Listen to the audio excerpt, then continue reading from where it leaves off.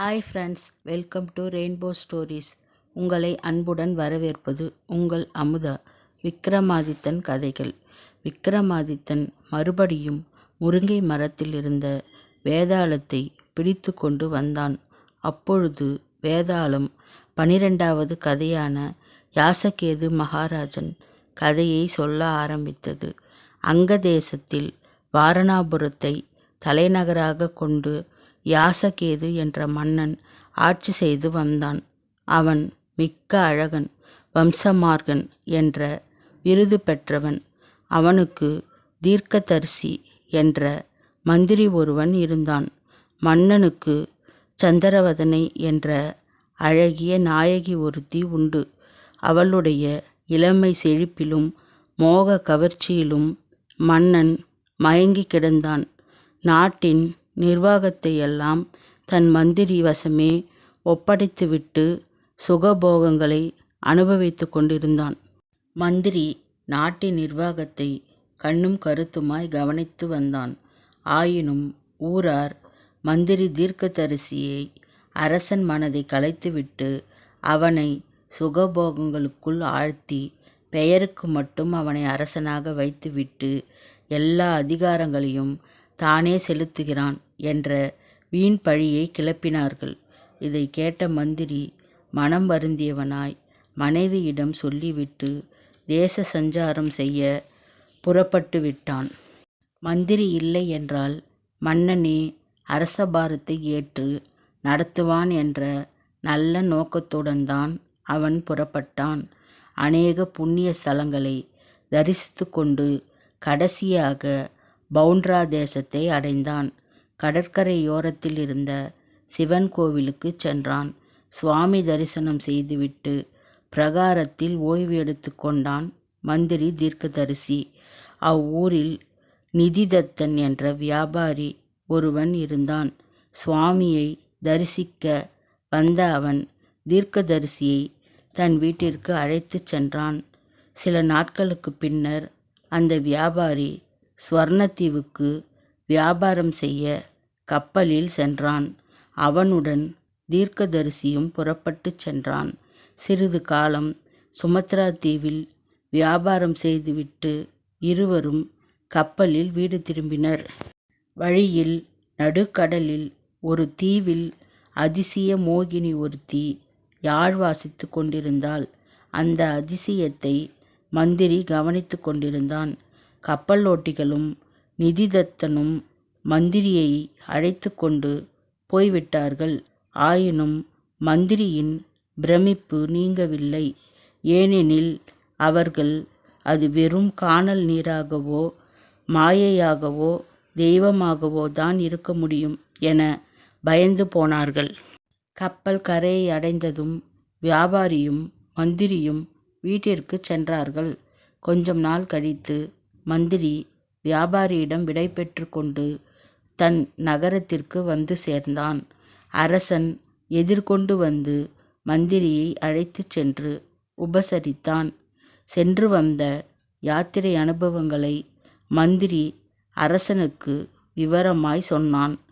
ஸ்வர்ணத்தீவை பற்றியும் அங்கிருந்த அதிசய வனிதையை பற்றியும் விவரித்தபோது மன்னனுக்கு அந்த மங்கையன் மீது மோகம் ஏற்பட்டது. உடனே அரசன், நான் அதிசய கன்னிகையை அவசியம் பார்க்க வேண்டும். நான் மாறுவேடம் பூண்டே போவேன். நான் இல்லாத காலத்தில் இந்த ராஜ்யத்தை நீர்தான் கவனித்து ஆண்டு வர வேண்டும் என்று தெரிவித்தான்.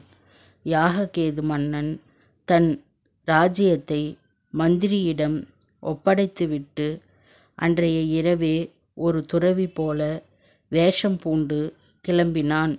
வழியில் குசதாபர் என்ற முனிவரை கண்டான். அவரும் அவனை வாழ்த்தி வழியனுப்பினார். மன்னன் பற்பல தேசங்களையும் நதி மலைகளையும் தாண்டி கடற்கரைக்கு சென்றான். லட்சுமிதத்தன் என்ற வியாபாரியோடு கப்பலில் மன்னனும் ஸ்வர்ணத்தீவிற்கு புறப்பட்டான். வழியில் தீவில் மாயமங்கை அமர்ந்திருந்தாள். பின்னர் அந்த மங்கை கடலில் மறைந்து விட்டாள். அதைக் கண்ட அரசனும் அவளைத் தொடர்ந்து கடலில் குதித்து விட்டான். கடலில் குதித்த மன்னன் அங்கு அழகிய நகரம் ஒன்றைக் கண்டான். அங்கிருந்த மாளிகையில் எல்லா செல்வங்களும் நிறைந்திருந்தன. அங்கு ஜன நடமாட்டமே இல்லை. அங்கே நவரத்ன மஞ்சத்தில் அந்த அற்புதவல்லி படுத்திருந்தாள். ராஜ சின்னங்கள் எல்லாம் விளங்க துறவி வேடத்தில் இருந்த மன்னனைக் கண்டு அவள் அவனை வரவேற்றாள். தாங்கள் யார்? இங்கு வந்த காரணம் யாது? துறவி வேடம் பூண்ட காரணம் தெரிவிக்க வேண்டும் என்று வேண்டினாள். மன்னன் தான் வந்திருந்த காரணத்தை சொன்னான். அவளும் தன் வரலாற்றை விவரமாக சொன்னாள். அவனை மணக்க ஒப்புக்கொண்டாள். கந்தர்வ முறைப்படி அவளை மணந்து 6 நாட்கள் அங்கு இன்ப வாழ்க்கை நடத்தினார்கள். 7ஆம் நாள் இருவரும் அங்குள்ள குளத்தில் மூழ்கினார்கள். அடுத்த கணமே அவர்கள் தங்கள் நகரத்து தோட்டத்தில் உள்ள தடாகத்திலிருந்து வெளியே கிளம்பினார்கள். மந்திரியும் மக்களும் இவர்களை வரவேற்று அரண்மனைக்கு அழைத்துச் சென்றார்கள். அன்றிரவு படுக்கையில் படுத்திருந்த மந்திரி திடீரென்று மனமுடைந்து இறந்துவிட்டான். இதைக் கேட்ட மன்னன் வருத்தமடைந்தான். பின்னர் ராஜ்ய பாரத்தை தானே ஏற்று நடத்தி வந்தான். இவ்வாறு கதையை முடித்த வேதாளம் விக்கிரமாதித்தனை நோக்கி, ஓ ராஜனே, தன் மன்னன் வெற்றி கொண்டு திரும்பி வந்திருக்கும் போது மந்திரி திடீரென மனமுடைந்து இறந்து போவானேன்? அந்த விசித்திர பெண்ணை தானே அடைய முடியவில்லையே என்ற வருத்தமா, அல்லது ராஜ்யத்தை கைப்பற்ற வேண்டும் என்ற எண்ணம் இனி பலிக்காது என்ற ஏமாற்றமா? எதனால் மந்திரி மாண்டு போனான் என்று கேட்டது. அதற்கு விக்கிரமாதித்தன், இவ்விரண்டு காரணங்களும் அல்ல. மந்திரி மிகவும் நேர்மையானவன்.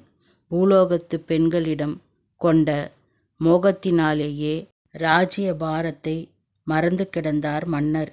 இப்பொழுது தேவகன்னிகை ஒருத்தியை அடைந்து விட்டதால் ராஜ்யம் என்ன ஆகுமோ என்ற ஏக்கத்தினாலேயே மந்திரி மனம் பிளந்து மாண்டு போனான் என்று பதிலளித்தான்.